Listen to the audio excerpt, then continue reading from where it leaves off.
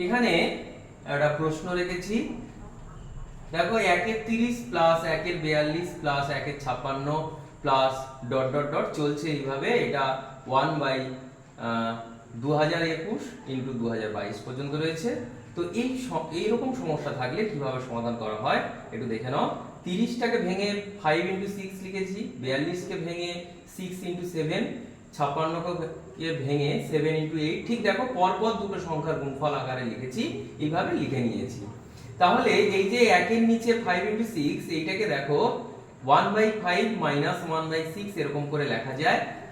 ঠিক একইভাবে এটাকে 1/6 মাইনাস 1/7 পরপর আমি ওইভাবে লিখে নিয়েছি।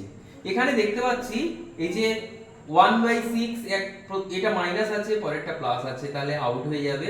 এটা মাইনাস আছে পরেরটা প্লাস আছে, আউট হয়ে যাবে। ঠিক এইভাবে যখন শেষ টার্মে যাব তাহলে সেখানে থাকবে মাইনাস 1 এর নিচে 2021, তাহলে 2000 এই যে প্লাস 2021 এটা আউট হয়ে যাবে। তাহলে ওই দিকে পড়ে থাকছে মাইনাস 1 এর নিচে 2022, আর প্রথম টার্মটা পড়ে থাকছে 1 এর নিচে 5।